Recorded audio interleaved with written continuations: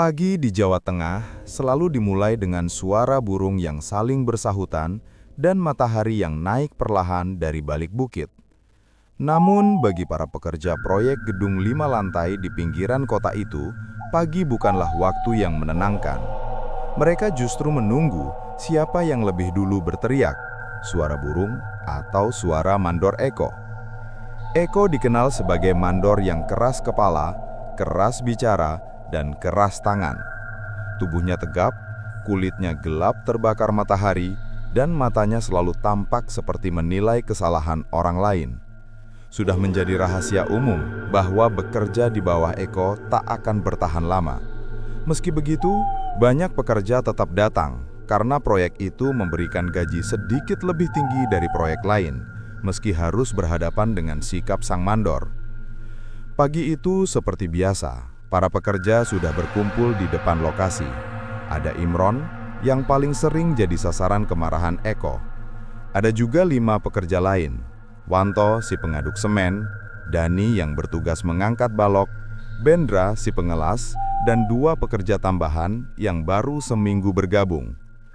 Imron berdiri sambil memegang helm proyeknya. Wajahnya tampak murung. Bukan karena lelah, tapi karena tekanan batin yang terus menumpuk. Ia sudah 3 bulan bekerja di proyek itu, dan entah sudah berapa kali ia dimarahi bahkan dipukul oleh Eko. Awalnya ia bersabar, tetapi lama-lama rasa sabarnya tergerus oleh kemarahan yang ia simpan sendiri. "Weh, ngapain bengong? Kerja itu bukan buat tidur berdiri." Suara Eko menggelegar bahkan sebelum ia terlihat. Para pekerja refleks berdiri lebih tegak. Eko berjalan dengan langkah berat seolah tanah pun harus menyediakan jalan untuknya. Kaos lusuhnya dipenuhi noda semen yang entah dari proyek kapan dan topi koboynya yang selalu ia pakai tampak makin kusam. "Imron, kamu lagi yang paling telat geraknya. Harus saya ajarin terus," bentaknya sambil menepuk belakang kepala Imron. Bukan tepukan keras, tapi cukup membuat Imron kesal. "Maaf Pak, barusan saya..." "Alasan? Di sini nggak ada alasan." Para pekerja lain hanya bisa saling pandang. Mereka semua tahu bahwa Eko memang seperti itu dan tidak ada yang berani membantah. 3 mandor sebelumnya bahkan pernah mencoba menegurnya, tapi akhirnya justru mereka yang pindah proyek karena berselisih dengannya. Setelah pembagian tugas, para pekerja mulai bekerja. Suara mesin bor dan gemeretak besi memenuhi udara. Namun di tengah hiruk-pikuk itu, pikiran Imron tak bisa tenang. Ia bekerja sambil menahan amarah, dan setiap kali Eko lewat di dekatnya, jantungnya berdetak lebih cepat. Bukan karena takut, tapi karena muak. "Weh, ngapain bengong? Kerja itu bukan buat tidur berdiri." Suara Eko menggelegar bahkan sebelum ia terlihat. Para pekerja refleks berdiri lebih tegak. Eko berjalan dengan langkah berat seolah tanah pun harus menyediakan jalan untuknya. Kaos lusuhnya dipenuhi noda semen yang entah dari proyek kapan dan topi koboynya yang selalu ia pakai tampak makin kusam. "Imron, kamu lagi yang paling telat geraknya. Harus saya ajarin terus," bentaknya sambil menepuk belakang kepala Imron. Bukan tepukan keras, tapi cukup membuat Imron kesal. "Maaf Pak, barusan saya..." "Alasan? Di sini nggak ada alasan." Para pekerja lain hanya bisa saling pandang. Mereka semua tahu bahwa Eko memang seperti itu dan tidak ada yang berani membantah. 3 mandor sebelumnya bahkan pernah mencoba menegurnya, tapi akhirnya justru mereka yang pindah proyek karena berselisih dengannya. Setelah pembagian tugas, para pekerja mulai bekerja. Suara mesin bor dan gemeretak besi memenuhi udara. Namun, di tengah hiruk-pikuk itu, pikiran Imron tak bisa tenang. Ia bekerja sambil menahan amarah. Dan setiap kali Eko lewat di dekatnya, jantungnya berdetak lebih cepat. Bukan karena takut, tapi karena muak. "Imron," panggil Wanto dari samping. "Santai sedikit, Ron. Nanti kalau Eko marah lagi, kita semua yang kena getahnya." Imron menghela nafas. "Aku udah gak kuat, Tok. Setiap hari begini terus. Orang lain juga sering dimaki, tapi giliran aku selalu ditambah pukulan." Wanto mendekatkan suara.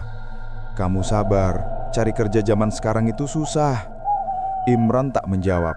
Ia tahu Wanto benar, tapi bagaimana cara menahan diri kalau perlakuan Eko makin lama makin menjadi? Siang harinya saat para pekerja beristirahat sambil makan dari bekal masing-masing, Eko tetap berkeliling proyek. Bukannya memberi contoh baik, ia justru sibuk memeriksa pekerjaan sambil memarahi yang menurutnya kurang rapi. Terkadang ia sengaja mencari kesalahan kecil hanya untuk menunjukkan bahwa dialah yang paling benar. Ketika lewat di dekat Imron yang sedang duduk makan, Eko berhenti. "Itu makan apa? Kok baunya kayak makanan ayam?" ejeknya. Imron mengepalkan tangan, namun tetap menunduk. "Nasi, Pak. Lauknya telur." "Huh, pantas saja kerja kamu lemes terus. Makan murah kayak gitu. Kalau mau kuat, makan yang benar." Imron ingin menjawab bahwa ia makan seadanya karena gajinya pun tak besar dan Eko sering menahan uang lemburan. Tapi ia tahu, bicara sedikit saja bisa membuat Eko naik pitam. Setelah Eko pergi, Dani mendekat. "Ron, kamu harus nahan. Eko itu kaca batu. Kalau dipukul, kita yang sakit bukan batunya." Imron mesenyum hambar. Tapi di dalam hatinya, sesuatu perlahan berubah. Ada bagian dari dirinya yang mulai merasa bahwa menahan diri sudah tidak ada gunanya lagi. Bahwa diam selama ini justru membuat Eko makin leluasa. Sore harinya ketika pekerjaan hampir selesai, insiden kecil terjadi. Sebuah papan kayu terjatuh dari lantai 2, hampir menimpa Imron. "Siapa yang kerja di atas?" teriak Eko. Ternyata salah satu pekerja baru yang ceroboh. Namun Eko justru menyalahkan Imron karena dianggap tidak sigap menghindar. "Awas itu harusnya, punya mata nggak?" bentaknya sambil mendorong dada Imron. Kali ini dorongan itu cukup keras. Imron lelah dan kepalanya pusing terkena sengatan matahari, terhuyung ke belakang. Para pekerja refleks menghampiri, namun Eko tidak peduli. "Kamu itu pekerja paling bodoh yang pernah saya punya. Kalau ada masalah lagi gara-gara kamu, siap-siap saya pecat." Dan entah apa yang menguasai dirinya sore itu, Imron membalas tatapan Eko, tatapan yang biasanya ia hindari. "Bak, jangan terus-terusan nyalahin saya," katanya lirih namun jelas. Seketika suasana hening. Eko mendekat, menatap Imron dari sangat dekat. "Apa kamu bilang?" Para pekerja menahan nafas. Mereka tahu, siapapun yang berani melawan Eko biasanya akan mengalami hari-hari lebih buruk. Namun Imron sudah tidak peduli. Di dadanya hanya ada perasaan jengkel yang menumpuk selama berbulan-bulan. Perasaan dipermalukan, dipukul, diremehkan. "Saya cuma manusia, Pak, bukan robot." Dan sebelum Imron sempat melanjutkan, tangan Eko melayang. Plak! Pipi Imron memerah. Para pekerja terkejut, tapi tidak bisa berbuat apa-apa. "Besok kamu datang kalau masih mau kerja. Kalau tidak, angkat kaki!" teriak Eko sebelum pergi. Pekerjaan dilanjutkan tanpa banyak bicara. Namun, di dalam diri Imron, amarahnya telah berubah menjadi dendam. Bukan dendam yang spontan, tapi dendam yang tumbuh perlahan dan dalam, seperti api kecil yang selama ini tertutup angin. Malamnya, di rumah kontrakannya yang kecil, Imron duduk termenung. Ia memegang pipinya yang masih terasa panas akibat tamparan Eko. Setiap kali ia memejamkan mata, wajah Eko muncul, bersama semua perlakuannya yang menyakitkan. Ia bingung, marah, tapi juga ketakutan. Ia tahu ia manusia biasa, dan ia tahu hukum. Ia tidak berani menyakiti Eko secara langsung. Ia punya keluarga, punya orang tua di kampung yang ia kirim uang setiap bulan. Tapi pikiran buruk itu kembali muncul. Pikiran untuk menyingkirkan Eko. Pikiran untuk membuat hidupnya tidak lagi dihantui teror sang mandor. Dan saat itulah ia teringat sesuatu. Di kampung sebelah ada seorang dukun tua yang dikenal dengan sebutan Mbah Kromo. Orang-orang sering datang kepadanya untuk mencari keberanian, jodoh, keberuntungan, bahkan hal-hal gelap yang tak berani mereka ceritakan di siang hari. Imron menatap lembaran foto Eko yang ia temukan di grup proyek. Foto biasa, bukan untuk apa-apa. Tapi malam itu, foto itu terlihat seperti pintu menuju jalan gelap yang bahkan tak pernah ia bayangkan sebelumnya. Dengan tangan gemetar, ia memasukkan foto itu ke dalam sakunya. Dan di saat itulah, ia tahu, hidupnya akan berubah, entah menjadi lebih baik atau lebih buruk. Tapi ia sudah terlalu jauh untuk mundur. Malam itu, angin bertiup lebih dingin dari biasanya. Di luar kontrakan, terdengar suara jangkrik yang bersahut-sahutan. seperti sedang mengantar seseorang menuju keputusan besar. Imron duduk di tepi ranjang, memandangi foto Eko yang kini ia letakkan di atas meja kecil. Tatapan Eko dalam foto itu terlihat sama sombong dan kerasnya seperti ketika ia marah di proyek tadi siang.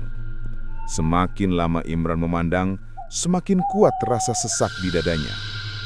Ia tahu betul bahwa apa yang akan ia lakukan bukanlah sesuatu yang bisa dianggap main-main. Mengunjungi dukun bukan hal yang asing di daerahnya, tetapi terus terang, ia sendiri belum pernah melakukannya. Ia hanya sering mendengar cerita, entah benar entah tidak, tentang orang-orang yang kesal kepada bosnya, atau ingin usaha lancar, atau ingin membalas dendam dengan cara yang tidak bisa dijelaskan secara logika. Nama Mbah Kromo terkenal di beberapa desa sekitar. Ia bukan dukun sembarangan. Katanya, ia bisa melihat jauh sebelum orang datang. Ia bisa tahu maksud seseorang hanya dengan mendengar langkahnya memasuki halaman. Meskipun begitu, orang-orang tetap datang sebab rasa putus asa seringkali jauh lebih besar daripada rasa takut. Imron menghela napas panjang. Apa aku benar-benar mau melakukan ini? Gumamnya. Tetapi bayangan Eko yang menamparnya, membentaknya, memukulnya dengan alasan sepele, semua itu kembali berputar seperti cuplikan film yang tak bisa dihentikan. Perasaan pahit itu menutup logika. Rasa sakit di pipi kirinya masih terasa berdenyut, meski sudah ia kompres dengan kain dingin. Akhirnya, ia bangkit, mengenakan jaket tipis, dan memasukkan foto Eko ke saku bagian dalam. Di luar, malam semakin gelap, tetapi tekadnya justru semakin terang. Atau setidaknya, itulah yang ia yakini. Perjalanan menuju rumah Mbah Kromo memakan waktu hampir 1 jam berjalan kaki. Motor Imron sedang rusak, dan ia tidak ingin meminjam milik teman kontrakannya, karena ia tahu mereka akan banyak bertanya. Malam yang sunyi membuat langkahnya terdengar jelas. Setiap ranting patah membuatnya berhenti sesaat, memastikan tidak ada yang mengikuti. Di pertigaan kecil yang dipenuhi pepohonan bambu, Imron akhirnya melihat rumah berdinding kayu dengan lampu kuning redup di terasnya. Rumah itu sederhana, tetapi justru terlihat lebih mencolok dibanding rumah lain di sekitarnya, seperti memiliki hawa yang berbeda. Di depan pintu Imron sempat ragu, namun sebelum ia sempat mengetuk, suara berat dari dalam terdengar. "Melepuo Sinjona, dari tadi saya sudah nunggu." Imron langsung merinding, telinganya mendengar jelas kata-kata itu. Namun, ia tetap mendorong pintu perlahan. Rumah itu dipenuhi aroma kemenyan yang kuat. Cahaya lampu minyak yang bergoyang membuat bayangan benda-benda di dalam tampak bergerak. Di pojok ruangan ada meja kecil dengan sesajen, bunga kantil, dan beberapa benda yang tidak ia kenali. Di tengah ruangan duduklah seorang pria tua dengan rambut putih panjang dan mata yang tajam namun dalam, seperti bisa melihat isi hati orang. "Kuiki Imron toh?" tanya Mbah Kromo pelan. Imron tercekak. Iya Mbah, kue teko ndelok awakmu dhewe apa sing atimu rasake wis kebak? Kok nganti keneh? Kamu datang melihat dirimu sendiri, apa hatimu sudah penuh? Sampai-sampai datang ke sini. Perlahan Imron duduk bersila di depan sang Mbah. Tangannya gemetar. Saya datang karena sudah nggak kuat Mbah. Mandor saya, dia kasar. Dia mukul saya. Dia bikin hidup saya kayak neraka. Mbah Kromo mengangguk pelan, seolah tidak terkejut. "Wong akeh teko mrene mergo disakiti, tapi sing digagas caramu iki. Kue pingin nyingkirke wong kuwi ya?" Mbah Kromo mandang dalam-dalam. "Yo, kamu pingin menyingkirkan orang itu ya?" Imron menunduk. Ia tidak bisa berkata apa-apa, tetapi keheningan itu sudah cukup menjawab. "Coba metu ke perang sing kowe bawa." Coba keluarkan benda yang kamu bawa. Dengan tangan gemetar, Imron mengeluarkan foto Eko. Mbah Kromo mengambilnya tanpa ekspresi, lalu menatap foto itu cukup lama. Cahaya lampu minyak membuat wajah Eko di foto itu tampak seperti ikut hidup. Wong iki atine atos, sakarepe dhewe. Nanging sing luwih membahayani, dheweke rumangsa paling bener. Orang ini hatinya keras, maunya sendiri, tapi yang lebih berbahaya, dia merasa paling benar. Imron hanya menelan ludah. Sak ndurunge aku neruske, kue kudu ngerti siji bab. Laku sing tak lakoni ora bakal bali. Yen aku wis miwiti ora iso dibatalke. Alur yang akan kulakukan tidak bisa diputar balik. Jika sudah dimulai, tidak bisa dihentikan. Imron merasakan dadanya sesak. Ia tahu apa yang dimaksud sang mbah. Ia tahu bahwa ia sedang berada di ambang sesuatu yang tidak bisa ia tarik kembali. Tapi dia terlalu jahat, Mbah. Saya sudah nggak kuat. Saya cuma pengen dia kapok atau hilang dari hidup saya. Mbah Kromo mengusap jenggot putihnya, lalu berkata dengan suara berat, "Niatmu kui peteng. Jalan sing peteng bakal melebu menyang papan sing ora iso kue deleng. Niatmu ini gelap. Jalan gelap akan membawamu ke tempat yang tidak bisa kamu lihat." Namun setelah itu, Mbah Kromo berdiri pelahan. Ia mengambil sebuah mangkuk tanah liat, beberapa lembar daun, segenggam tanah dari dalam kendi dan seutas benang hitam. Semua benda itu disusun di atas meja kayu decil. "Wes, tak lakoni. Baik, akan kulakukan." Ia mulai menyalakan kemenyan. Asapnya membumbung, memenuhi ruangan dengan aroma yang menusuk dan membuat kepala terasa berat. Mbah Kromo mulai membaca mantra dalam bahasa Jawa kuno yang tidak dimengerti Imron. Suaranya rendah, namun bergema seperti berasal dari ruang yang lebih besar dari ruangan itu sendiri. Foto Eko diletakkan di tengah mangkuk. Mbah Kromo mengikatnya dengan benang hitam, lalu menaburkan tanah. Setelah itu, ia meneteskan minyak dari botol kecil berwarna gelap. Saat tetesan minyak jatuh ke foto, Imron merasakan bulu kuduknya berdiri. Ia merasa seolah udara di ruangan berubah. Mbah Kromo kemudian mematikan mantra, membuka mata, dan berkata pelan namun tegas, "Sak nur sing iki, nasepe wong iki bakal digoyangke. Yen dino iki dheweke mlaku ning panggonan sing dhuwur, ati-ati. Awake ora bakal tetap stabil." Imron terdiam. Kata-kata itu seperti isyarat sesuatu yang mengerikan. "Balik oron, sing bakal kelakuan man." Imron berdiri pelan, jantungnya berdetak tidak karuan. Ia tidak tahu apakah ia senang, takut, atau menyesal. Semuanya bercampur menjadi satu. Saat ia hendak meninggalkan rumah itu, suara Mbah Kromo terdengar sekali lagi. "Elingona, yen kue main ambekan karo pepeten, bayari ora mung sak iki bae, nanging sak lawase." Imron tidak berani menoleh. Ia hanya berjalan cepat, meninggalkan rumah itu, dan kembali ke jalan gelap di bawah bulan yang tertutup awan. Dalam dadanya, ia tahu sesuatu sudah mulai, sesuatu yang tidak bisa ia hentikan lagi. Pagi berikutnya datang tanpa memberikan kesempatan bagi Imron untuk tidur nyenyak.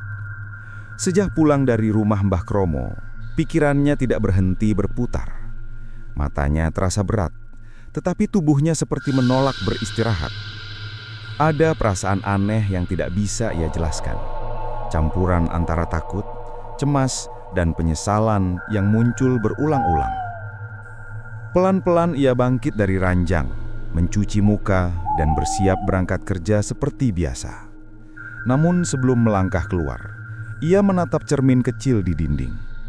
Wajahnya pucat, mata sayunya tampak seperti baru saja melewati malam penuh gangguan batin.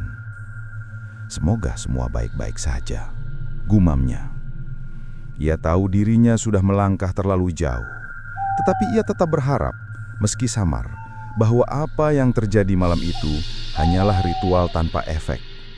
Mungkin hanya sugesti, Mungkin hanya ketakutan yang ia ciptakan sendiri. Ia mencoba menghibur diri dengan berpikir bahwa hidup tetap akan berjalan normal. Namun, langkahnya menuju lokasi proyek terasa berbeda dari biasanya. Jalanan yang biasanya ramai beberapa pekerja pagi, kini terasa seperti sunyi. Setiap suara motor lewat terasa lebih tajam di telinga. Setiap orang yang ia lewati seolah menatap lebih lama dari biasanya, meski ia tahu itu hanya perasaannya sendiri. Setibanya di proyek, para pekerja sudah berkumpul. Suasana tampak biasa, seperti hari-hari sebelumnya. Hanya saja, ada satu hal yang membuat Imron berhenti di depan pintu gerbang proyek. Eko belum datang. Biasanya, suara mandor itu sudah terdengar bahkan sebelum para pekerja berkumpul. Menegur, memarahi, atau sekedar membuat semua orang tidak nyaman. Namun hari itu, tak ada suaranya. "Loh, Eko kok durung teko yo?" tanya Wanto, sambil menyapu keringat meski matahari baru terbit. "Biasanya dia paling awal," sahut Dani. Imron berdiri di tengah kerumunan tanpa banyak bicara. Dalam hatinya, ia merasa campuran perasaan aneh yang sulit ia jelaskan. Campuran antara takut, cemas, dan penyesalan yang muncul berulang-ulang. Pelan-pelan ia bangkit dari ranjang, mencuci muka, dan bersiap berangkat kerja seperti biasa. Namun sebelum melangkah keluar, ia menatap cermin kecil di dinding. Wajahnya pucat, mata sayunya tampak seperti baru saja melewati malam penuh gangguan batin. "Semoga semua baik-baik saja," gumamnya. Ia tahu dirinya sudah melangkah terlalu jauh, tetapi ia tetap berharap, meski samar, bahwa apa yang terjadi malam itu hanyalah ritual tanpa efek. Mungkin hanya sugesti, mungkin hanya ketakutan yang ia ciptakan sendiri. Ia mencoba menghibur diri dengan berpikir bahwa hidup tetap akan berjalan normal. Namun langkahnya menuju lokasi proyek terasa berbeda dari biasanya. Jalanan yang biasanya ramai beberapa pekerja pagi, kini terasa seperti sunyi. Setiap suara motor lewat terasa lebih tajam di telinga. Setiap orang yang ia lewati seolah menatap lebih lama dari biasanya, meski ia tahu itu hanya perasaannya sendiri. Setibanya di proyek, para pekerja sudah berkumpul. Suasana tampak biasa, seperti hari-hari sebelumnya. Hanya saja, ada satu hal yang membuat Imron berhenti di depan pintu gerbang proyek. Eko belum datang. Biasanya suara mandor itu sudah terdengar bahkan sebelum para pekerja berkumpul. Menegur, memarahi, atau sekedar membuat semua orang tidak nyaman. Namun hari itu, tak ada suaranya. "Loh, Eko kok durung teko yo?" tanya Wanto, sambil menyapu keringat meski matahari baru terbit. "Biasanya dia paling awal," sahut Dani. Imron berdiri di tengah kerumunan tanpa banyak bicara. Dalam hatinya, ia merasa campuran perasaan aneh yang sulit ia jelaskan. Campuran antara takut, cemas, dan penyesalan yang muncul berulang-ulang. Ia berharap Eko celaka. Setidaknya itulah yang ia paksa dirinya percaya. Tapi di sisi lain, ia tidak bisa mengabaikan kata-kata Mbah Kromo malam itu. "Yen dino iki dheweke nang panggonan sing dhuwur, awake ora bakal tetep stabil." Dalam bahasa sederhana, jika hari ini ia berada di tempat tinggi, keseimbangannya bisa terganggu. Imron mencoba mengusir pikiran itu. Setengah jam kemudian, suara motor akhirnya terdengar mendekat. Para pekerja menoleh. Benar, itu Eko. Ia turun dari motornya dengan langkah tergesa. Wajahnya tampak lebih kusut dari hari-hari sebelumnya. Matanya merah seperti kurang tidur, dan tubuhnya tampak kurang stabil, seolah sedang menahan sesuatu. "Pagi, Pak," sapa salah satu pekerja. Tapi Eko hanya mendengus tanpa menjawab. Ia langsung menuju area kerja dan mulai memeriksa catatan di tangannya. Semua pekerja kembali bekerja sambil tetap memperhatikan gelagat sang mandor yang tampak berbeda. Ia tidak membentak, tidak memarahi siapapun, bahkan hampir tidak berbicara. Seolah ada hal lain yang mengganggu pikirannya.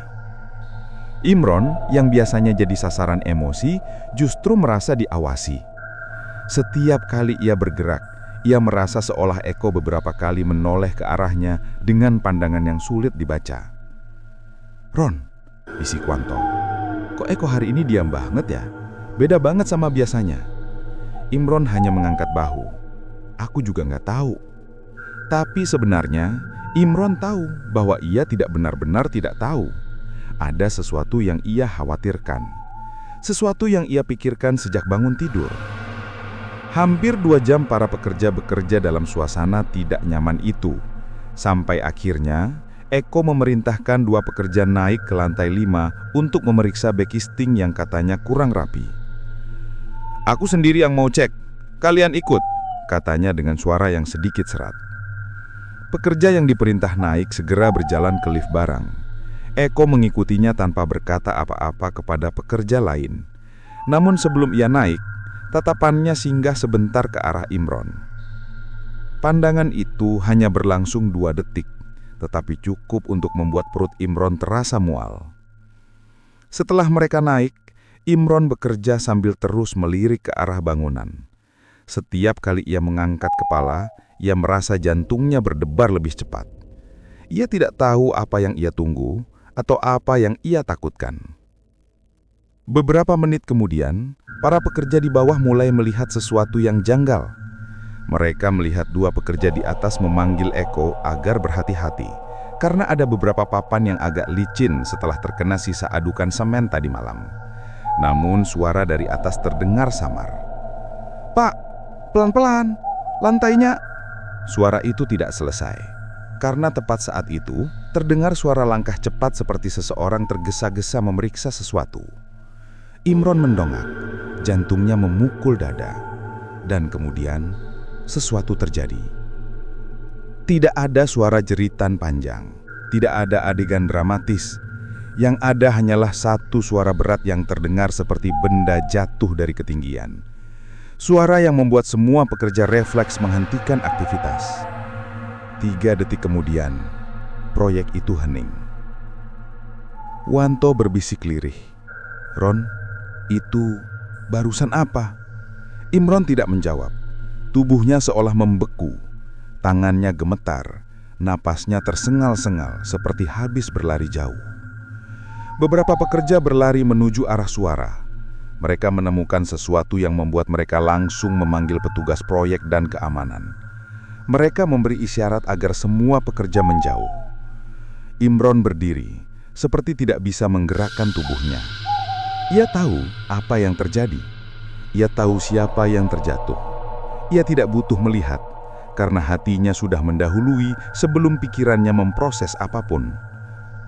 Pelan-pelan kedua lututnya melemah. Ia mundur 1 langkah, lalu duduk di tanah tanpa sadar. Wanto menghampirinya dan menahan bahunya. "Ron, kamu kenapa? Kamu pucat banget." Imron menutup wajahnya dengan kedua tangan. Napasnya terasa semakin berat. Suara hening proyek, teriakan samar dari kejauhan, dan detak jantungnya sendiri bercampur jadi satu. Ia tidak berniat membunuh. Ia tidak menyentuh Eko sedikit pun. Ia tidak berada dekat sang mandor saat kejadian. Namun kenyataan yang terjadi di hadapannya hari itu seperti menampar logika yang ia pegang selama ini. Apa yang dilakukan Mbah Kromo malam itu, apakah benar mempengaruhi kenyataan?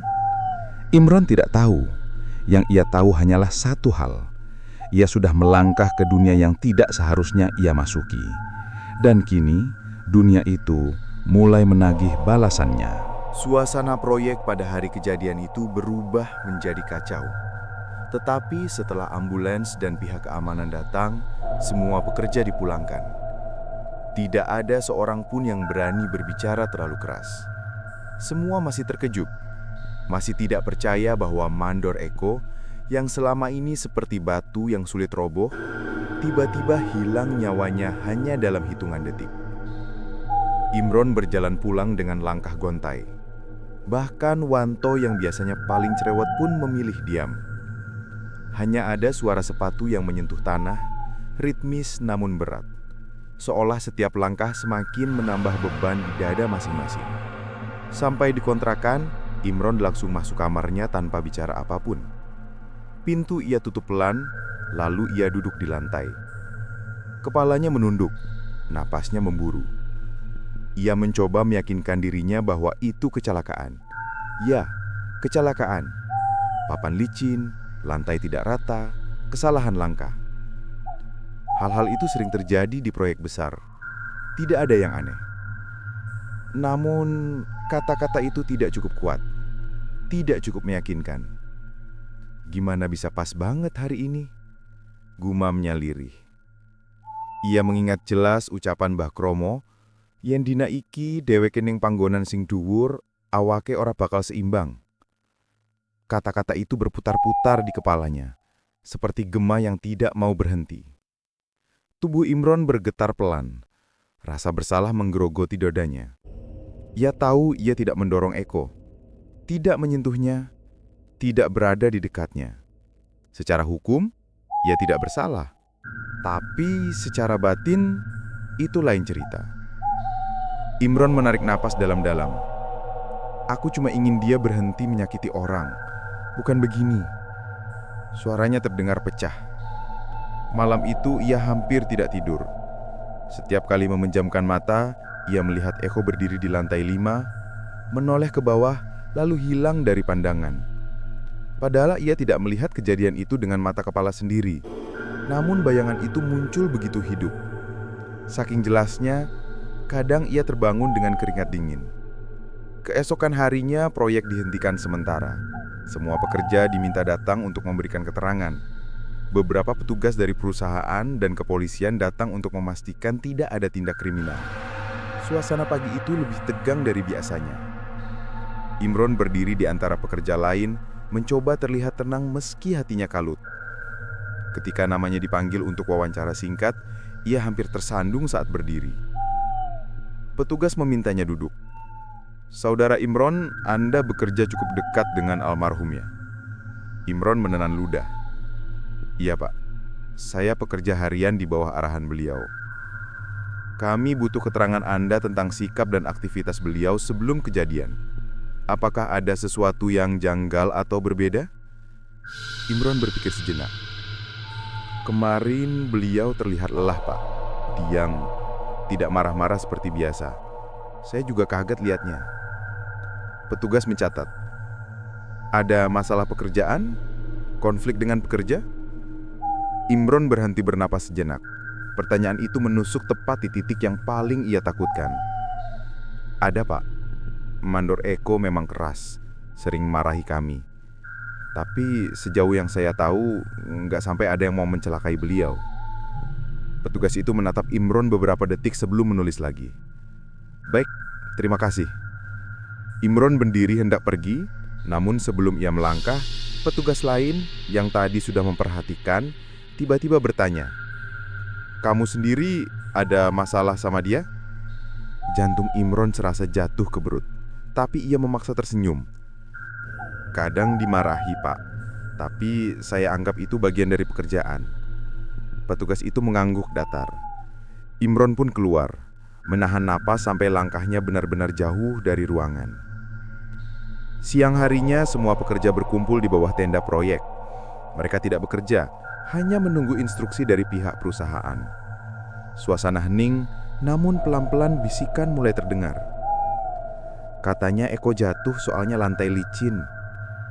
Aku dengar juga dia kayak pusing sebelum jatuh. Ada yang bilang semalam dia mimpi buruk terus. Bisik-bisik itu semakin banyak. Namun yang paling membuat Imron merinding adalah bisikan dari dua pekerja yang berdiri tidak jauh darinya. Kamu ingat gak? Eko kemarin sempat bilang badannya kayak nggak enak. Kayak tiba-tiba oleng. Iya, dan waktu itu dia sempat ngeliatin Imron lama banget. Imron menegang. Jantungnya berdegup semakin cepat. Kedua pekerja itu tidak sadar bahwa yang mereka bicarakan sedang mendengarkan. Apa jangan-jangan dia mikir Imron ngapa-ngapain? Kan mereka sering ribut. Ya jangan sembarangan ngomong gitu. Lagian kecelakaan kok. Tapi pas banget loh. Kata-kata terakhir itu menusuk hati Imron lebih dalam dari pisau manapun. Ia mundur pelan-pelan. menjauh dari kerumunan, lalu duduk di belakang tumpukan besi beton. Napasnya tersengal, seolah ia habis berlari jauh. "Kenapa semuanya terasa kayak nyalahin aku?" bisiknya. Padahal tidak ada yang menuduhnya. Tidak ada satupun yang menunding jari ke arahnya. Namun rasa bersalah yang menghantuinya membuat setiap bisikan terdengar seperti vonis. Malam itu, ketika para pekerja sudah kembali ke rumah masing-masing, Imron berjalan tanpa tujuan, hanya mengikuti langkahnya sendiri. Ia melewati warung yang sudah hampir tutup, lapangan kecil, dan akhirnya berhenti di jembatan, tempat ia kadang duduk saat ingin menenangkan diri. Ia memandangi aliran sungai yang gelap di bawah. "Apa aku ini orang jahat?" katanya pelan. Tidak ada jawaban, hanya suara air dan angin malam. Ia mengingat semua yang terjadi.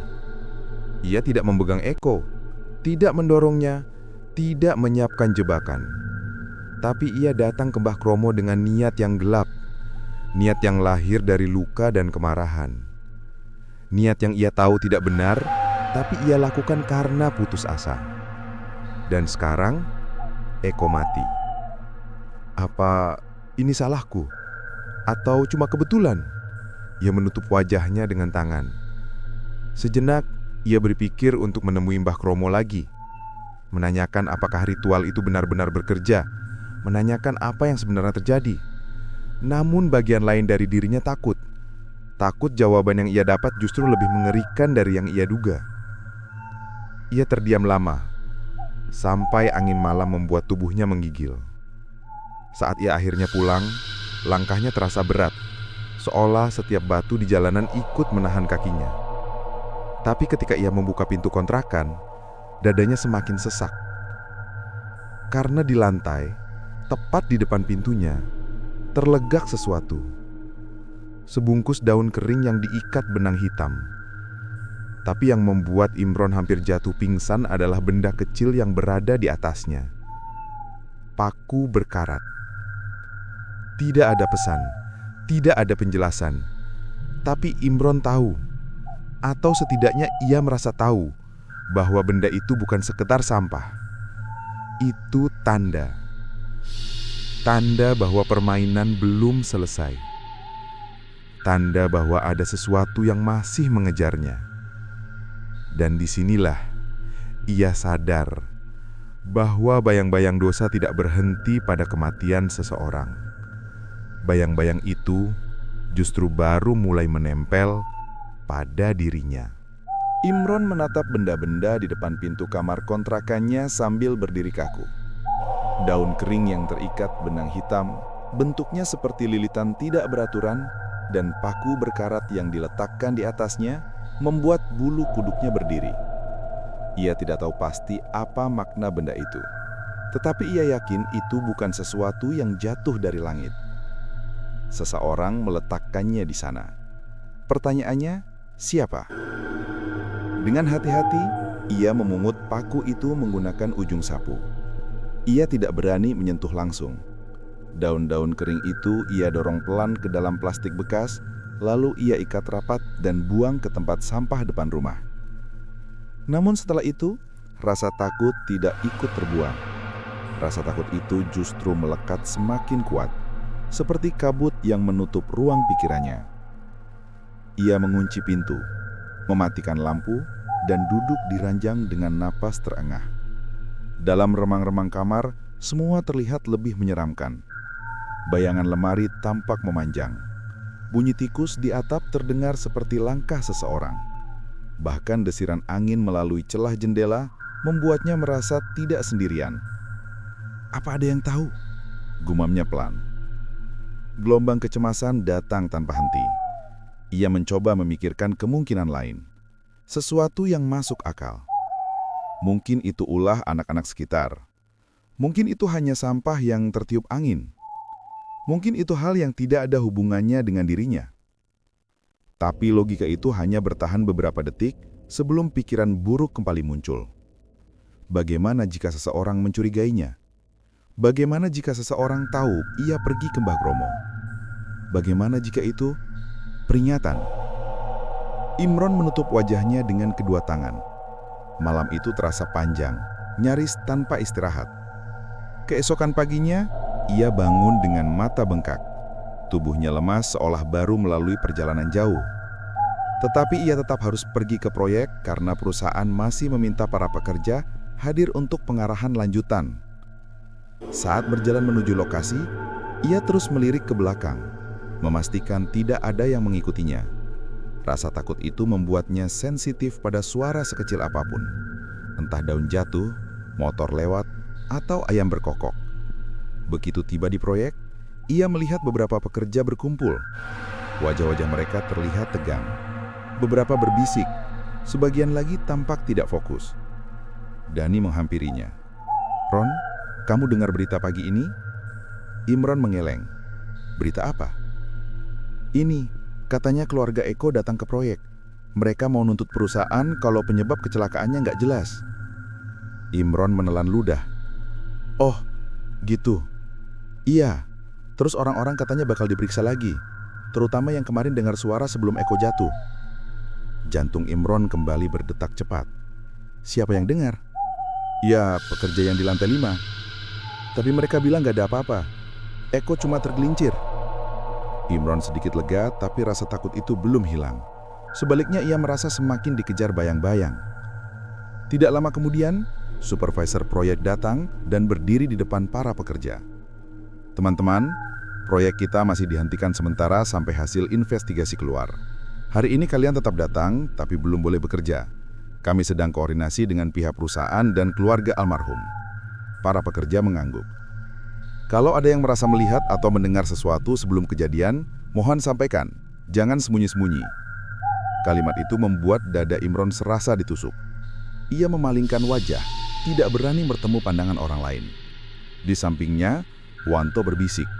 "Ron, kamu nggak apa-apa? Kok dari tadi diam terus?" Imron memaksakan senyum tipis. "Nggak apa-apa, cuma capek." Wanto mengangguk meski ia tahu ada yang tidak beres. Siang harinya, ketika para pekerja sedang duduk-duduk tanpa banyak bicara, seorang pria paruh baya datang. Pakaiannya rapi, berbeda dari pekerja proyek. Ia menenteng map dan berbicara dengan supervisor sebelum akhirnya mengamati area sekitar.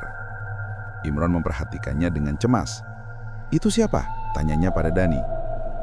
"Kayaknya dari perusahaan pusat, atau dari keluarga Eko, nggak tahu juga." Imron menelan ludah. Setiap detik semakin menegangkan. Pria itu tiba-tiba berjalan ke arah para pekerja. Semua langsung diam. "Permisi, saya ingin berbicara dengan beberapa pekerja yang bekerja dekat dengan almarhum Mandor Eko. Bukan untuk menuduh, hanya untuk memastikan kronologi." Imron menunduk dalam-dalam. Ia berharap tidak dipanggil. Ia berharap pria itu hanya sekedar lewat. Tetapi takdir berkata lain. "Maaf, siapa di sini yang bernama Imron?" Dunia terasa berhenti. Semua pekerja menoleh.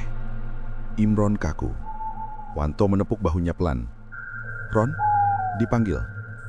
Dengan langkah berat, Imron berdiri dan mendekat. "Saya, Pak." Pria itu tersenyum tipis. Senyum yang nyaris tidak menenangkan. "Boleh ikut sebentar?" Imron mengangguk meski tubuhnya gemetar. Mereka duduk di bawah tenda kecil. Pria itu membuka mapnya. "Saudara Imron, Anda bekerja cukup lama di bawah Mandor Eko." "Iya, Pak." "Anda dengar Anda sering berinteraksi langsung dengan beliau?" "Iya, Pak. Tapi, biasa aja. Urusan pekerjaan." "Tidak ada masalah pribadi?" Pertanyaan itu kembali menusuk. Imron menggelengkan kepalanya cepat. "Enggak, Pak." Pria itu menatapnya beberapa detik, lalu tersenyum kecil. "Baik, hanya memastikan. Kami akan menutup pemeriksaan selama tidak ada keterangan baru." Imron mengangguk meski hatinya seperti sedang dihantam badai. Ketika pria itu pergi, lutut Imron langsung melemas. Ia duduk, memegangi dada, napasnya tersengal-sengal. Seolah beban di dadanya tidak berhenti menumpuk. Sore harinya, setelah para pekerja dipulangkan, Imron memutuskan untuk langsung pulang. Ia tidak ingin berlama-lama di proyek. Namun saat melewati gerbang, ia mendengar suara bisikan dari dua pekerja baru. Katanya yang terakhir ribut sama Eko itu si Imron." "Serius, pantes tadi diperiksa duluan." "Terus katanya si Eko sering mukul Imron. Kalau orang sudah disakiti begitu, bisa aja dendam." Imron memejamkan mata keras-keras. Ia ingin marah, ia ingin membantah, tetapi ia tidak punya keberanian untuk menghadapi mereka.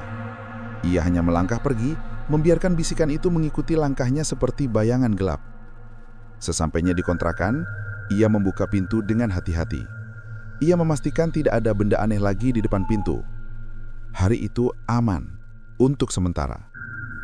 Namun begitu ia masuk ke kamar, rasa gelisah itu kembali datang. Tidak peduli seberapa keras ia mencoba menenangkan diri, perasaannya tetap kacau.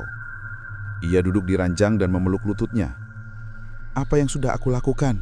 gumamnya. Air matanya mulai keluar.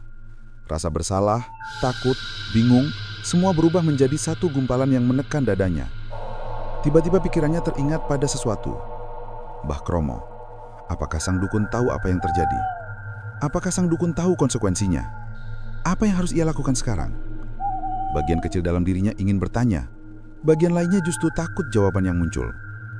Namun di balik semua kebingungan itu, satu hal menjadi semakin jelas. Ia tidak mungkin terus hidup seperti ini. Ia tidak mungkin terus dihantui rasa bersalah dan ketakutan. Ia harus tahu apa sebenarnya yang terjadi. Dan satu-satunya orang yang mungkin memiliki jawabannya adalah Mbah Kromo. "Besok, aku harus ke sana," ujar Imron lirih seolah menguatkan diri sendiri. Ia menatap langit-langit kamar yang remang. Disinilah perjalanan gelap itu benar-benar dimulai. Dan Imron tahu ia semakin sulit untuk kembali. Pagi itu, matahari belum sepenuhnya terbit ketika Imron sudah berjalan menyusuri jalan desa. Udara masih lembab, rumput di pinggir jalan meneteskan embun, dan suara ayam berkokok terdengar bersahut-sahutan dari kejauhan. Biasanya pagi seperti ini terasa menenangkan. Namun untuk Imron, semuanya justru terasa berat.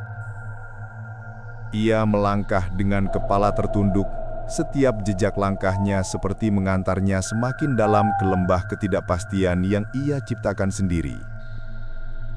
Pikirannya dipenuhi ratusan pertanyaan yang berputar tanpa henti. Apa yang sebenarnya terjadi pada Eko?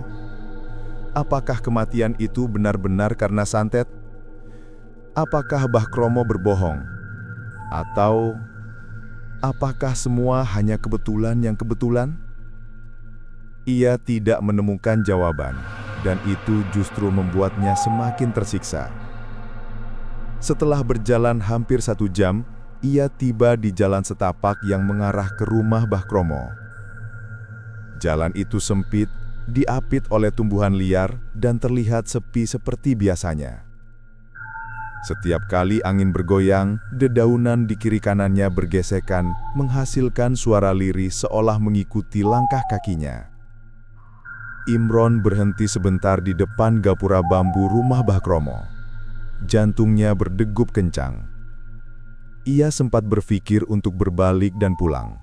Tetapi rasa ingin tahu, rasa takut, dan rasa bersalah bercampur menjadi satu dorongan yang membuatnya mengetuk pintu rumah sederhana itu. Tok, tok, tok. Ketukan pertama tidak ada jawaban. Tok, tok. Ketukan kedua barulah memunculkan suara dari dalam. Sopo kui? Sopo mato esongene? Pintu terbuka perlahan, menampilkan sosok Mbah Kromo yang mengenakan pakaian lusuh seperti sebelumnya. Matanya menyipit menatap tamunya. "Oh, Imron, kue teko maneh?" "Iya Mbah, saya mau tanya soal yang kemarin." Mbah Kromo mempersilakan Imron masuk tanpa banyak bicara. Aroma dupa masih sama seperti kunjungannya sebelumnya. Ruangan itu gelap dan sunyi.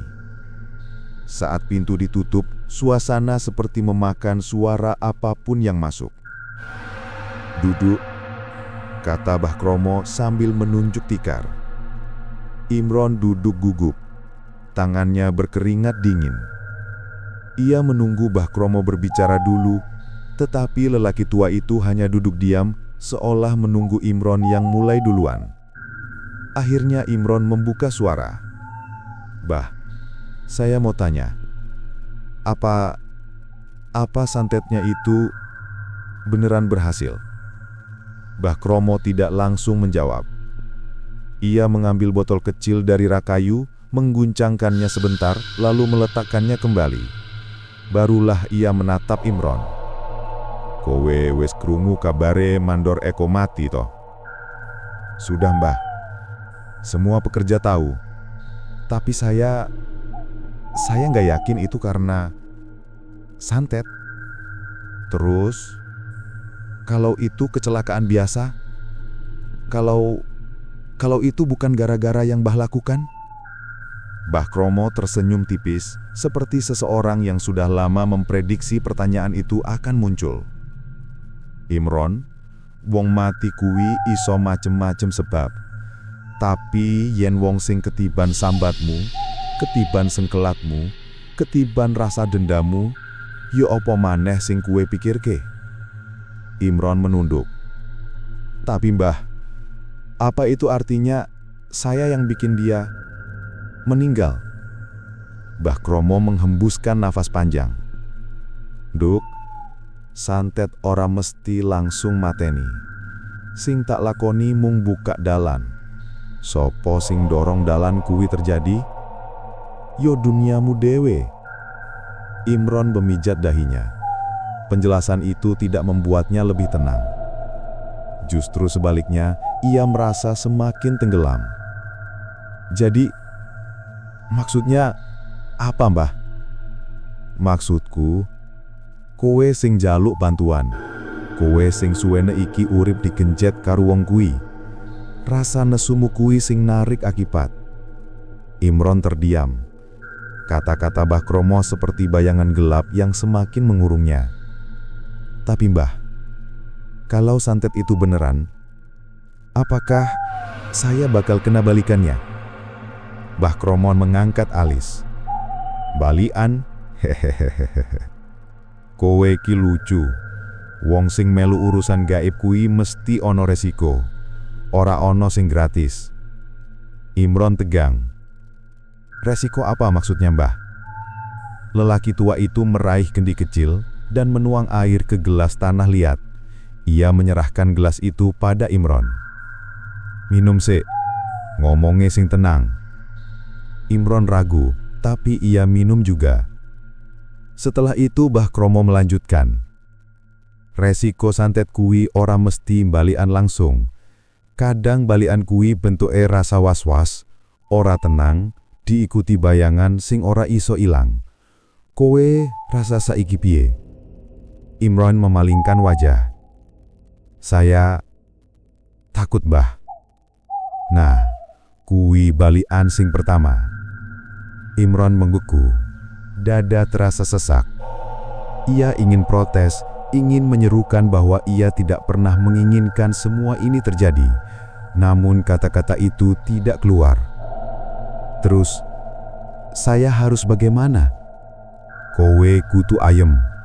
Kutu nerimo akibat pilihanmu. Bong sing melu urusan santet kuwi kutu wani. Yen ora, yo kuwe dewe sing kebabatan. Imron mulai gelisah. Bah, saya cuma mau hidup tenang. Saya cuma mau Mandor itu berhenti nyiksa saya. Saya nggak mau sampai dia mati begitu. Mbah Kromo diam cukup lama sebelum menjawab. Kadang jagat kuwi nebang wit sing gawe bayanan elek, supaya liyane iso urip tenang. Imron bingung.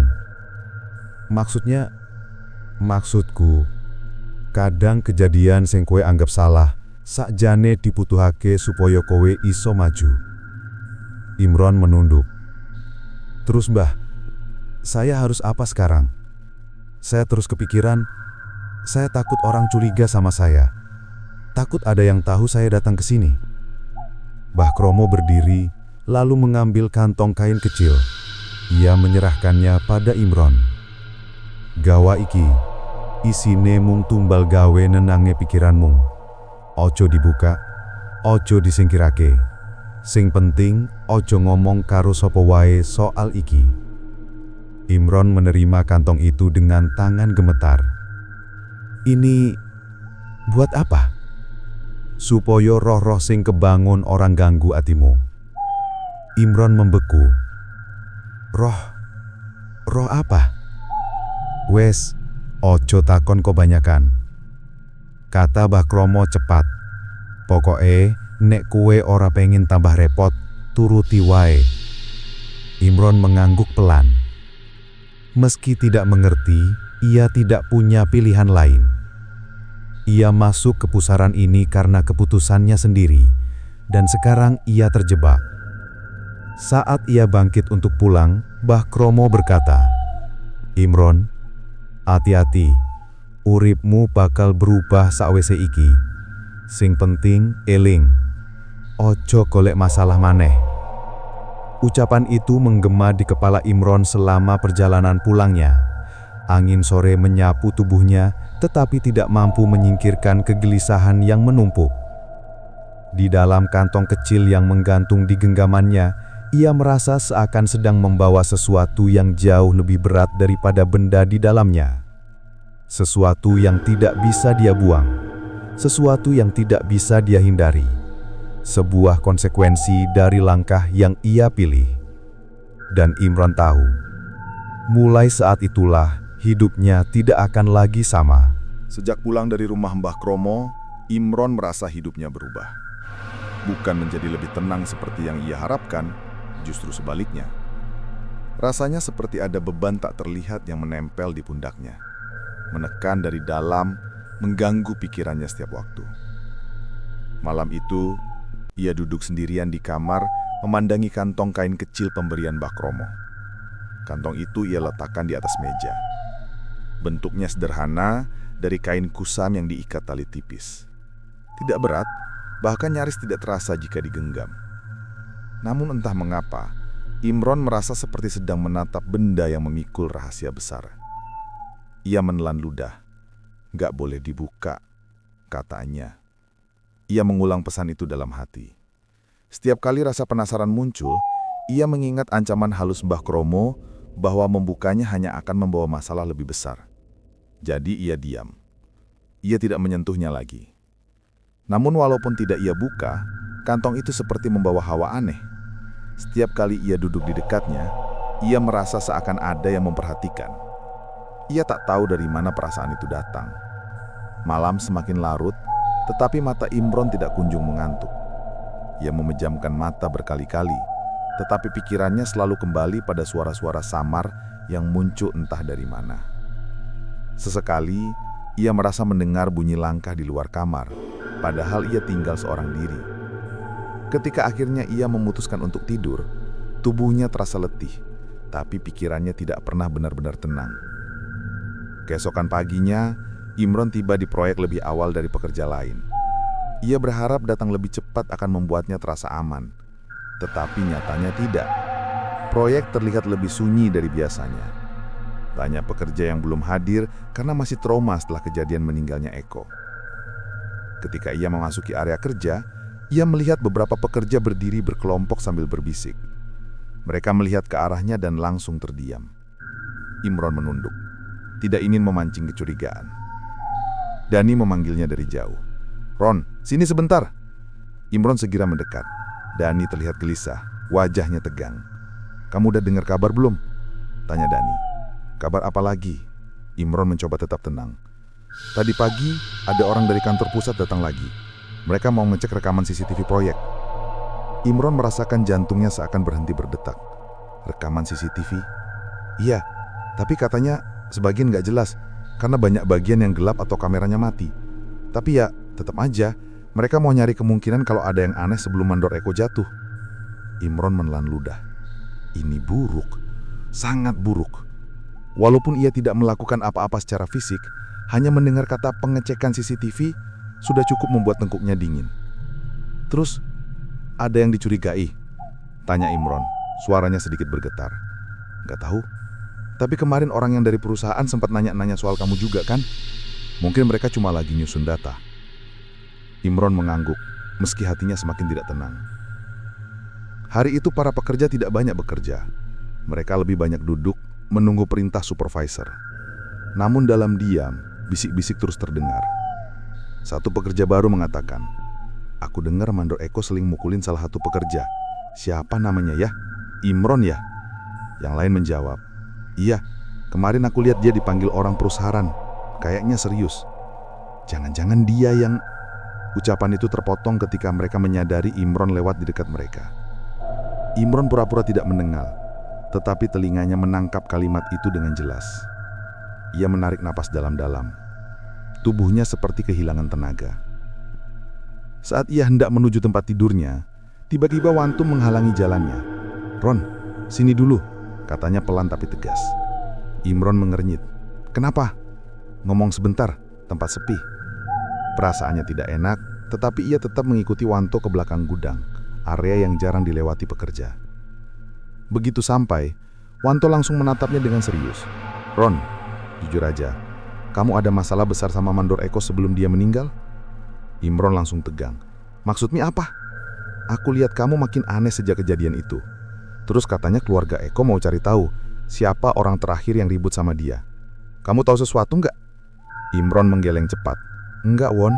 Aku cuma kerja biasa. Dia kasar, iya. Tapi bukan cuma sama aku." Wanto menyipit mata. "Bener nggak ada yang kamu sembunyiin?" Imron menelan ludah. "Bener, aku nggak nyembunyiin apa-apa." Meskipun kata-katanya terdengar mantap, Wanto merasakan kegugupan itu. Namun ia tidak memaksa. Ia hanya menepuk bahu Imron. "Kalau ada apa-apa, bilang ke aku dulu. Jangan sampai kamu celaka sendiri." Imron mengangguk pelan. "Iya, Won, makasih." Namun setelah Wanto pergi, Imron bersandar ke tembok, napasnya tercekat. Ia sadar satu hal. Pikiran orang-orang perlahan mengarah padanya. Dan kalau itu terus terjadi, cepat atau lambat ia akan semakin terpojok. Sore hari ketika proyek dipulangkan, Imron pulang dengan langkah lebih cepat dari biasanya. Ia ingin segera masuk rumah dan menenangkan diri. Namun ketika sampai di depan pintu kontrakannya, ia tertenggun. Ada sesuatu tergantung di gagang pintu. Sebuah gulungan daun pisang diikat tali merah. Imron mematung. Dadanya berdebar keras. Apalagi ini? Ia tidak berani menyentuhnya. Tidak kali ini. Ia hanya memperhatikannya dari jauh, berharap itu hanya sampah atau ulah orang iseng. Namun hatinya mengatakan sesuatu yang berbeda. Ketika ia meraih ponselnya untuk mengambil foto, angin berhembus pelan membuat gulungan itu bergerak-gerak seakan memperlihatkan dirinya sendiri. Imron mundur setapak. "Siapa yang naruh ini?" gumamnya lirih. Tatapannya berkeliling. Tidak ada orang, tidak ada suara, tidak ada bukti siapapun telah datang. Namun untuk pertama kalinya, Imron merasa seakan ada yang mengikuti sejak ia datang ke proyek tadi. Bukan pekerja, bukan polisi perusahaan, bukan orang kampung, tetapi sesuatu yang lain. Imron menutup pintu dengan cepat begitu masuk ke dalam. Napasnya memburu, tubuhnya menggigil. Ia menatap kantong kain kecil pemberian Mbah Kromo yang masih tergeletak di meja, seolah kantong itu memandang balik dirinya. Malam itu, untuk pertama kalinya sejak kejadian itu, Imron sungguh-sungguh merasa tidak sendiri di dalam rumahnya. Ia mendengar suara-suara samar. Ia merasakan hawa dingin yang tidak wajar. Ia merasakan tatapan yang tidak pernah berhenti mengikuti. Dan ketika lampu kamar tiba-tiba berkedip, Imron tahu ada sesuatu yang mulai berubah. Sesuatu yang tidak bisa ia jelaskan. Sesuatu yang tidak bisa ia hentikan. Sesuatu yang mungkin telah mengikuti dirinya sejak ia meminta bantuan pada Mbah Kromo. Malam itu, setelah lampu kamar berkedip beberapa kali, Imron tidak lagi sanggup tidur. Ia duduk bersandar di dinding, memeluk lutut, sementara matanya tidak lepas dari kantong kain kecil di atas meja. Setiap kali ia mencoba memalingkan pandangan, ia merasakan hawa dingin merayap dari belakang punggungnya, seolah ada yang mengintip dari sudut-sudut kamar. Ia menarik nafas dalam-dalam, berusaha memaksa dirinya berpikir rasional. Mungkin cuma capek, mungkin cuma halusinasi, gumamnya. Namun, suara hatinya menolak.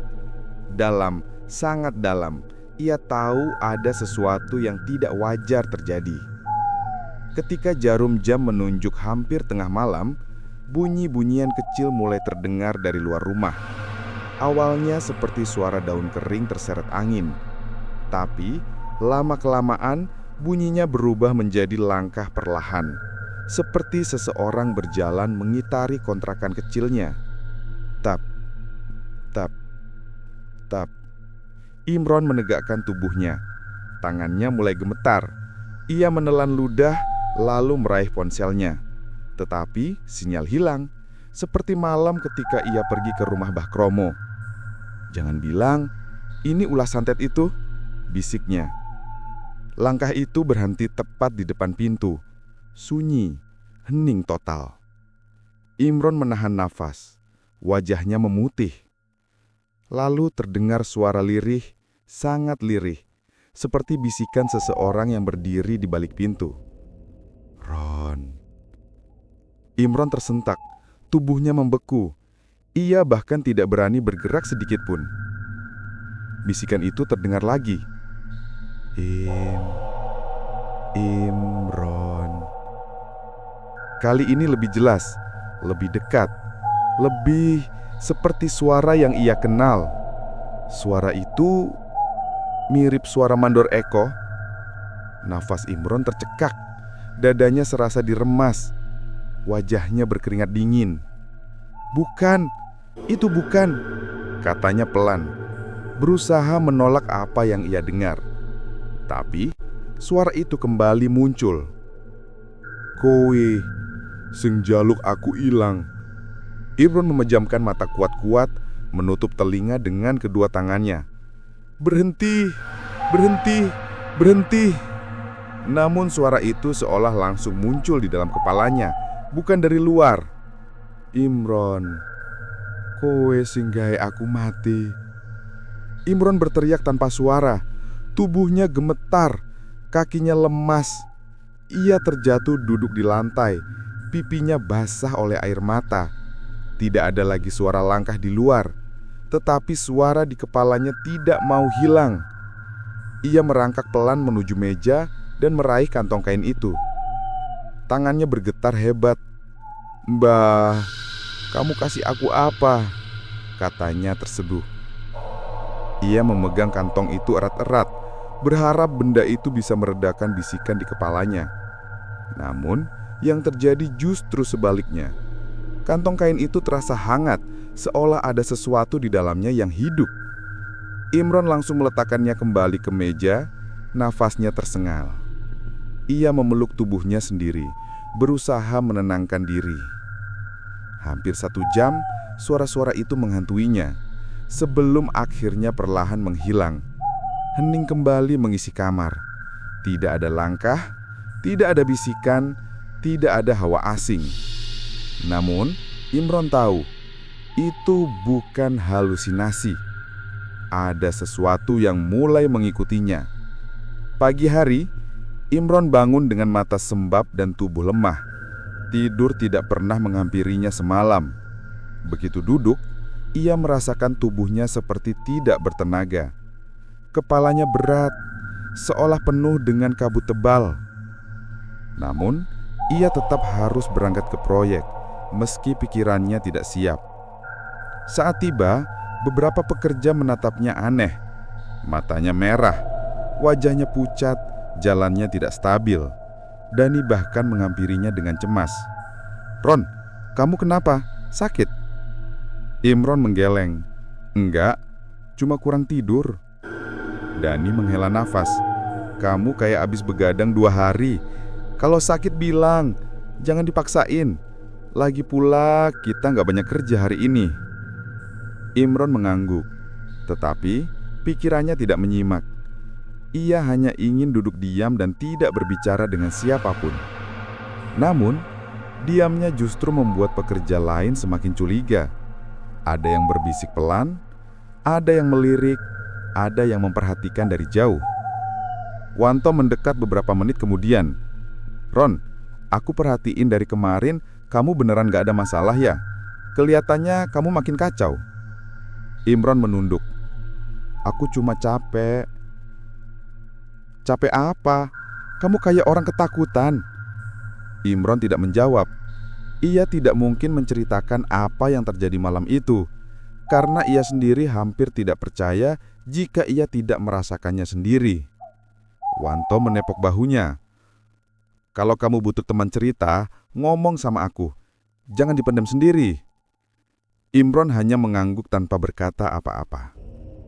Siang harinya, supervisor memanggil seluruh pekerja.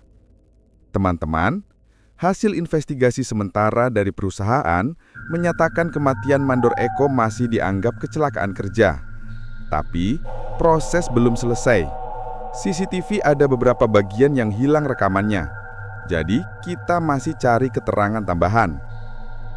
Suasana pekerja langsung ramai. Loh, kok bisa hilang? Rusak ya? Jangan-jangan ada yang ngapus. Wah, bisa panjang ini. Imron mendengar semua percakapan itu seperti gema jauh. Ia tahu sebagian dari mereka mulai melirik ke arahnya. Karena rumor bahwa ia sering dipukul Eko sudah menyebar. Karena ia paling tampak terguncang. Karena ia sempat dipanggil orang perusahaan. Dan karena ia terlihat sangat bersalah. Dani tiba-tiba berkata, "Ron, kamu nggak apa-apa kan? Tadi mereka bilang mau adain pemeriksaan tahap 2. Imron langsung menatapnya. "Pemeriksaan lagi?" "Iya, katanya minggu depan ada orang kepolisian yang bakal datang, bukan cuma perusahaan." Tubuh Imron langsung dingin. "Kepolisian?" "Iya, tapi santai aja. Itu prosedur biasa kalau ada kematian di tempat kerja." Santai. Bagaimana bisa ia santai ketika rasa takut sudah menelan dirinya? Saat pulang dari proyek, Imron berjalan lebih cepat, seolah dikejar sesuatu. Sepanjang jalan, ia terus menoleh ke belakang. Setiap suara kecil membuatnya tersentak. Begitu tiba di kamarnya dan menutup pintu, ia langsung duduk di lantai. Ia memegang kepalanya, nafasnya memburu. "Mbah, apa yang kamu lakukan? Kenapa rasanya makin kacau?" Ia menatap kantong kain pemberian Mbah Kromo. Kantong itu tetap diam, tetapi udara sekitar terasa berat setiap kali matanya mengarah ke sana. Imron langsung meletakkannya kembali ke meja. Nafasnya tersengal. Ia memeluk tubuhnya sendiri, berusaha menenangkan diri. Imron mulai menyesal, sangat menyesal. Ia tidak mengira jalan yang ia pilih akan berubah menjadi labirin gelap yang sulit keluar. Ia tidak tahu apakah santet itu benar-benar bekerja. Ia tidak tahu apakah suara malam itu nyata atau halusinasi. Ia tidak tahu apakah ia dikejar rasa bersalah atau sesuatu yang jauh lebih berbahaya. Tetapi, satu hal yang ia tahu, apapun yang mengikuti dirinya semakin dekat. Dan malam ini, Imron yakin suara itu akan kembali. Kematian Mandor Eko menjadi pembicaraan panjang yang tidak pernah surut selama berminggu-minggu di proyek itu. Dari ruang pos keamanan sampai warung kecil di seberang jalan, semua orang seolah memiliki versinya masing-masing tentang apa yang sebenarnya terjadi hari itu. Ada yang bilang ini murni kecelakaan. Ada yang bilang Eko terpleset karena lantai licin. Dan ada pula yang berbisik dengan nada takut bahwa ada tangan lain yang ikut bermain. Sebuah bisik-bisik yang tidak pernah dikatakan terang-terangan, tapi menggantung di udara seperti asap tipis yang menempel di dada setiap orang. Namun bagi Imron, semua bisikan itu terdengar jauh lebih keras dibandingkan siapapun. Bahkan ketika dia sendirian, suara-suara itu seolah tidak berhenti menggema. Dalam hatinya, ia tahu betul bahwa ia pernah mengambil jalan gelap. Ia pernah mendatangi seorang mbah, menyerahkan foto Eko, membawa amarah dan dendam yang ia pelihara selama berbulan-bulan. Meskipun ia tidak menyentuh Eko secara langsung, ia tetap merasa seakan mempunyai bagian dalam tragedi itu. Setiap malam sejak kejadian itu, Imron sulit tidur. Bukan karena takut pada hantu atau bayangan, tetapi karena rasa bersalah yang menggerogoti ketenangannya. Begitu ia memejamkan mata, ia teringat pada tatapan Eko saat hari kejadian. Tatapan yang mungkin tidak pernah Eko berikan, tapi terasa seperti menuntut penjelasan. Kenapa? Seolah itulah pertanyaannya. Dan pertanyaan itu terus menghantui Imron. Namun, kehidupan tetap berjalan. Proyek harus diteruskan. Manajemen perusahaan akhirnya mengangkat mandor baru untuk sementara. Tetapi karena kebutuhan dan minimnya orang berpengalaman, nama Imron muncul sebagai kandidat kuat. Ia memang bukan pekerja paling kuat, tapi ia rajin, disiplin, dan dianggap cukup tahu cara mengatur orang. Para pekerja lain pun mendukung setengah hati, bukan karena sepenuhnya setuju, melainkan karena tidak ingin orang luar masuk dan berkuasa. Ketika keputusan resmi turun dan Imron ditunjuk sebagai mandor sementara, suasana campur aduk memenuhi dadanya. Seharusnya ia merasa bangga. Ini adalah posisi yang pernah ia idamkan. Gaji lebih besar, tanggung jawab lebih tinggi, dan akhirnya ia tidak berada di bawah tekanan Eko.